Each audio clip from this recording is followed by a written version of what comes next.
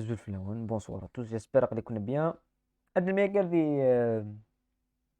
le débrief de la suite, les huitièmes de finale de la Coupe du Monde avec France, Pologne et Angleterre, Sénégal. La logique qui a été respectée une nouvelle fois après la qualification de l'Argentine, la qualification des Pays-Bas, la qualification de la France et celle de l'Angleterre. Euh, une logique respectée sur tous les plans, mais il y a quelque chose à dire un petit peu maintenant dans l'équipe de France, maintenant dans l'équipe d'Angleterre. Il y a quelque chose qu'on devrait dire sur les prestations des deux équipes, sur la prestation d'une de la France et de l'Angleterre. On va commencer par parler sur le premier match qui est Pologne-France avec la qualification et la victoire nette 3-1 de la France contre la Pologne. Mais c'est un match qui est mitigé. C'est un match qui est mitigé comme le match du Sénégal, comme le match des Pays-Bas, comme le match, à part le match des Pays-Bas où on a vu les Pays-Bas prendre dès l'entame du match mais il y a toujours une occasion, il y a toujours une occasion dangereuse pour les équipes qui perdent. C'est-à-dire, on a vu France-Pologne pendant 40 minutes, pendant les 40 premières minutes de la première mi-temps, où la Pologne a dominé la France, elle a eu la possession, elle a eu le rythme, elle a eu les occasions. Il y a une occasion qui est la triple occasion de Zelensky et de Lewandowski.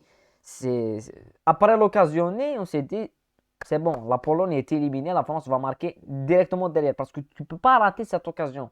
Tu ne peux pas rater en huitième de finale où tu as une seule action, où tu joues pour un seul point, tu joues pour une seule occasion et tu la rates de cette manière-là. Donc l'occasion qu'a raté la Pologne, la triple occasion, c'est pas une occasion, c'est une triple occasion qu'a raté la Pologne, elle a complètement fait chavirer le match. C'est le même cas avec Pays-Bas, États-Unis, où les États-Unis ont raté dès l'entame du match une occasion face à face de Pulisic. Et on a eu une équipe du Sénégal qui est bien entrée dans le match, elle a bien fermé le jeu, elle a bien maîtrisé la profondeur des joueurs anglais. Et il suffisait, ils ont eu des occasions, ils ont eu un arrêt de Pickford, il y a eu un face-à-face raté vraiment incroyable des joueurs du Sénégal, mais tu as eu cette performance-là.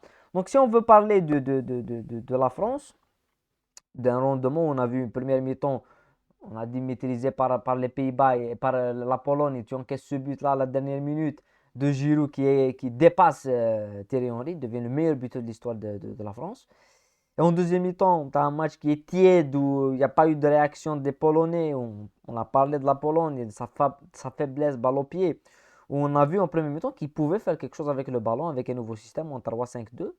Mais ce deuxième but de Mbappé, puis ce troisième but de Mbappé, malgré que le but de Lewandowski, ça clôt un petit peu le match et ça clôt un petit peu le débat sur ce match-là où c'était pas une surprise, où on s'attendait vraiment à ce que la France surclasse la Pologne qui était.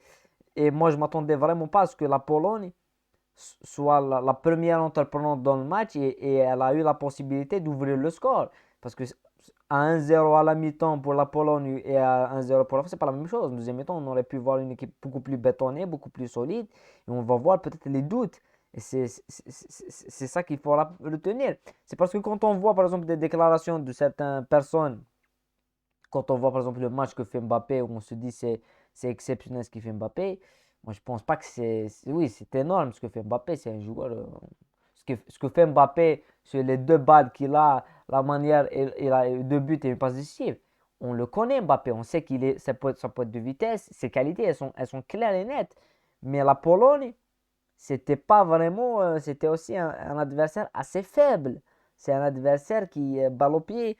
Mais le fait qu'ils ont fait douter la France, ça peut poser un peu plus de questions sur le niveau réel de cette équipe de France. Parce que je pense que les attaquants, que ce soit Mbappé ou Dembélé, c'est des fusées, c'est des joueurs de déséquilibre, ils sont exceptionnels balle au pied et côté vitesse. Mais côté défense, les latéraux, Koundé latéral, Théo Hernandez latéral, cette défense, elle ne va pas tenir face à des joueurs d'instinct, face à des joueurs et face à des équipes qui vont proposer autre chose. Parce que ce soir, la Pologne, c'est des joueurs de surprise qu'ils ont. Ils n'ont pas des joueurs confirmés sur lesquels tu peux t'appuyer. Et quand on parle de ça, on devrait parler de l'Angleterre et de cette performance aboutie des Anglais face à l'équipe du Sénégal, une performance XXL des Anglais.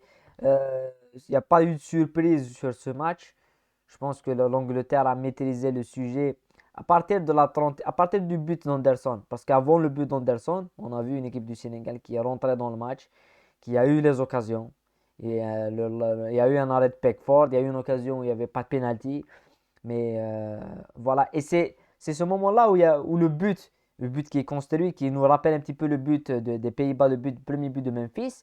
C'est-à-dire qu'on a eu le Sénégal pour la première fois où ils n'ont pas géré la profondeur, où ils ont préféré presser. C'est malheureux de le dire, mais la seule fois où ils sont sortis pressés, enfin, ils étaient sur une phase de domination, de possession. Ils se sont dit on va presser sur une sortie de balle, l'équipe anglaise, et ils se font prendre avec deux passes de Harry Kane pour Bellingham dans l'espace. Bellingham prend l'espace, tape, il y a Anderson qui marque. Et voilà, le deuxième but, c'est la même chose. C'est une contre-attaque supersonique des Anglais avec deux touches, Phil Foden qui remet à Harry Kane, le premier but d'Harry Kane dans cette Coupe du Monde. Et le troisième but, c'est la même chose presque pour Bukayo Saka. Donc ils se sont fait prendre. C'est comme, c'est ce qui est surprenant, mais quand tu as deux équipes comme ça, tu ne sais pas si tu dois sortir pressé, prendre le risque ou rester et abandonner cette idée-là.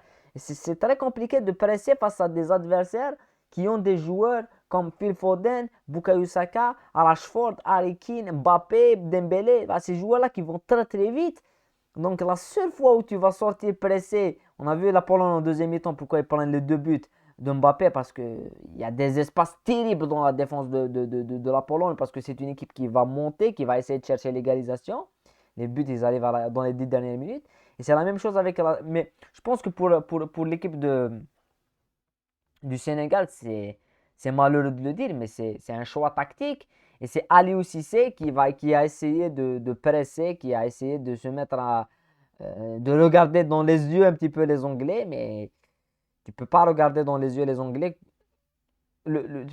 Tu peux pas te défendre à 40 mètres de tes buts face aux Anglais. Tu devrais bétonner un peu et jouer les transitions rapides. Parce qu'on a vu dans le début de match, les deux occasions qu'a eu le Sénégal, certes, il y a une qui est construite, l'arrêt de Pickford, mais la première occasion du match, qui est celle du Sénégal, elle ne vient pas d'une construction, elle vient d'une récupération haute d'un mauvais dégagement. Et tu pouvais jouer sur l'axe qui est Maguire, même si Maguire, je l'ai dit depuis le début depuis le début de la Coupe du Monde, face aux Anglais et face aux Américains et face aux Iraniens, c'est l'un des meilleurs axiales du monde actuellement. Et dans cette Coupe du Monde, il est l'un des meilleurs, Maguire.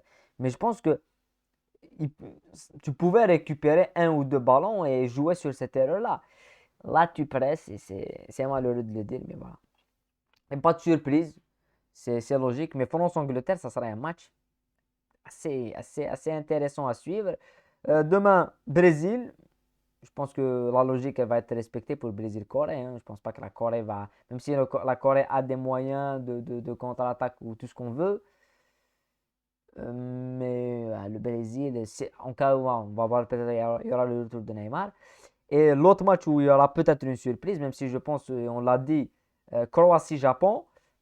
On a parlé de la Croatie face au Maroc.